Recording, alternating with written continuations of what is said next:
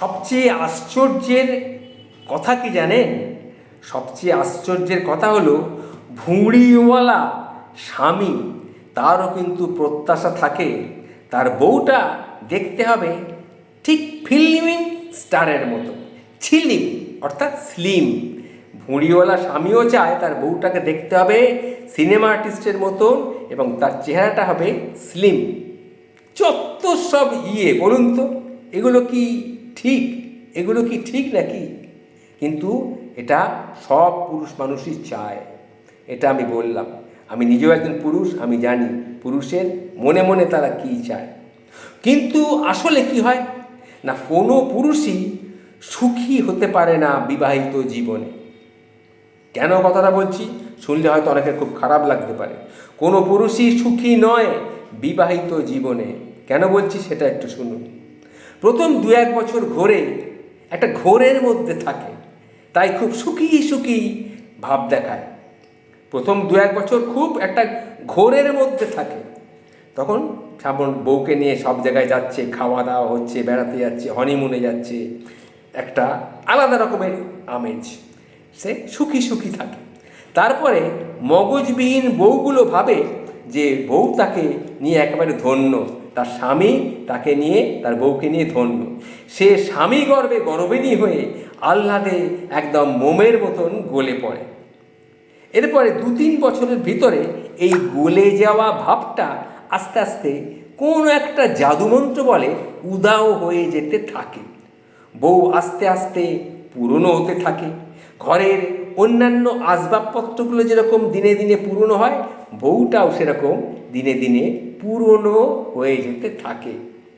প্রথম সন্তান কোল জুড়ে আসার পর শুরু হয় নতুন অতিথি নিয়ে আদর সোহাগ।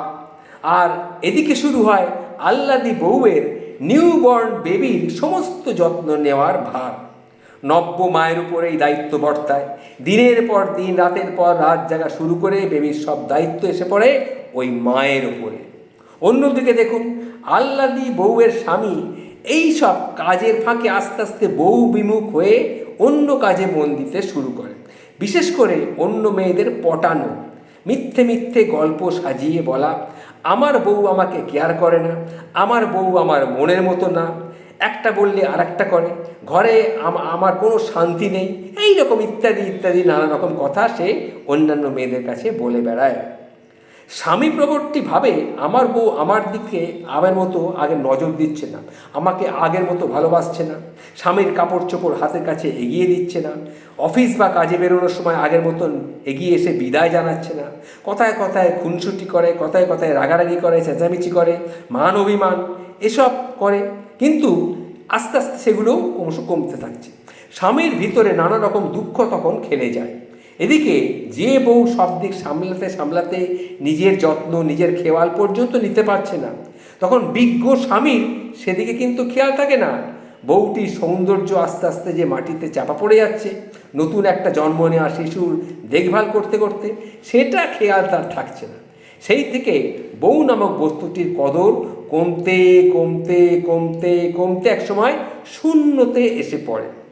স্বামী নামক বস্তুটির মন খারাপ হতে থাকে, তার সুন্দরী বউ মোটা হয়ে গেলে, থলথলে হয়ে গেলে, হঠাৎ করে সুন্দরী নারীর থেকে ভোটকা মাতারি হয়ে গেছে, এই দুঃখে স্বামীটি গোপন মনোবেদনায় ভোগে। আহারে, বিয়ে কি করেছিলাম আর কি হলো, এই রকম তার ভাবনা এসে যায়। পুরুষদের তো আর গর্ভধারণ করতে হয় না, তাই তারা সবসময় ফিটফাট থাকে। আর মধ্যবিত্তের বউগুলি তো আর শিল্পা শেঠি বা আলিয়া ভট্ট বা অনুষ্কা শর্মা নয় যে বেবি হওয়ার পরই তারা জিমে গিয়ে ঠিক আগের মতো ফিগার, সৌন্দর্য ঝটপট ফিরে পেতে পারবে। আর সবচেয়ে আগের কথা এটাই যে আমি যেখান থেকে বলেছিলাম, শুরু করেছিলাম, এদিকে স্বামীর কিন্তু দিন দিন আগের মতো নেই। সে কিন্তু আয়নায় নিজেকে ভালো করে দেখলে বুঝতে হবে তারও কিন্তু ভুঁড়ি হয়ে যাচ্ছে। এই ভুঁড়িওয়ালা স্বামীর তখনও প্রত্যাশা থাকে যে তার বউটা বেশ ফিল্ম স্টারের মতন ছিলিম থাকবে, অর্থাৎ স্লিম থাকবে, এটাই তার ভাবনা থাকে। তাই বলছিলাম, কথায় বলে না, কুঁজোরও মাঝে মাঝে চিত হয়ে শুতে ইচ্ছে করে। বলুন তো, যত সব ভালো লাগে, বলুন এসব কথা ভালো লাগে? ভেবে দেখবেন কথাগুলো।